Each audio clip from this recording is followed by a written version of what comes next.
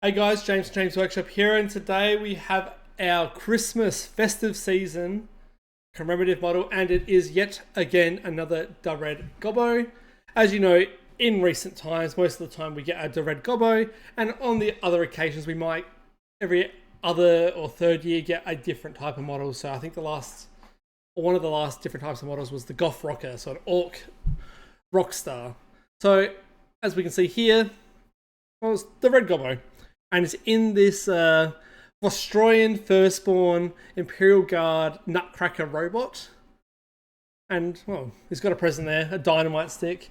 I think the Vostroyan Nutcracker doesn't look too bad, and it's got some I can't even speak. Got some comedic value, but I know when I looked at this morning, when the news first dropped, well, at least for me here in Australia, so hours after it came out, I couldn't work out what was going on. I could barely see the Gobbo in here.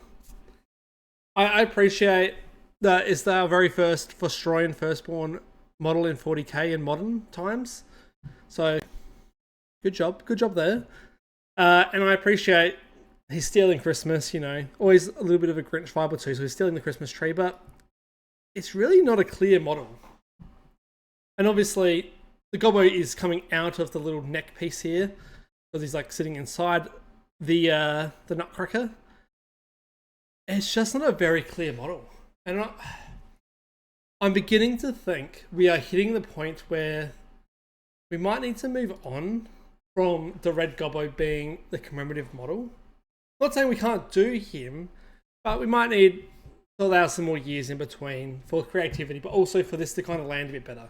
So I just want to also take you guys through all the Red Gobbos. So we're going to go from the oldest up to this point. So the first, a classic, just the Red Gobbo.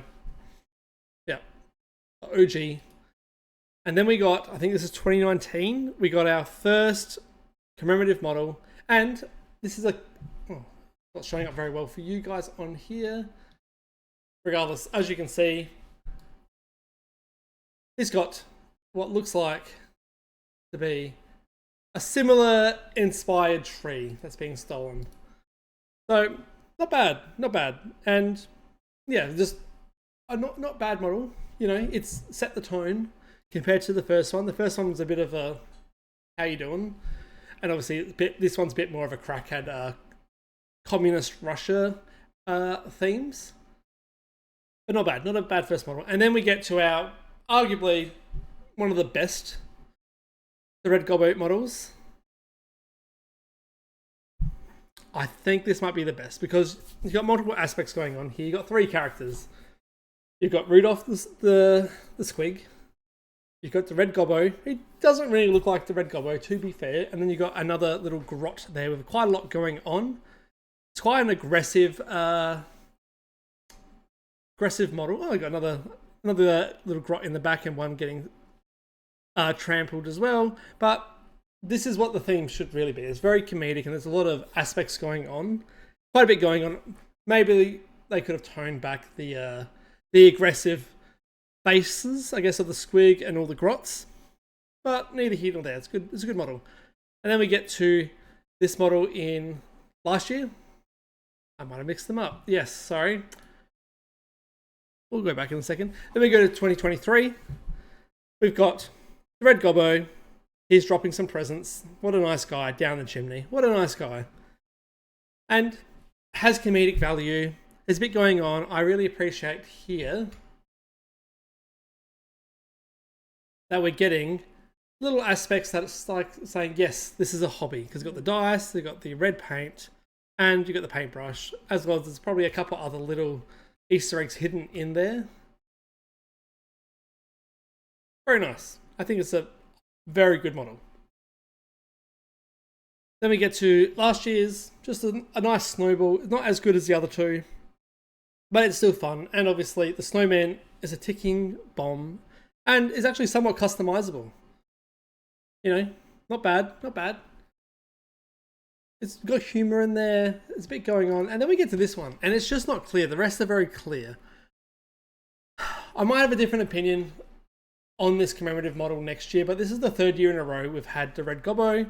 after having multiple Red Gobbo models release, and I feel they're getting worse, and there's actually not a lot going on in here. You've got, which is cool, our first Vostroyan Imperial Guard unit of any kind in 40k in modern times, but I just don't feel like I'm finding the humor in here.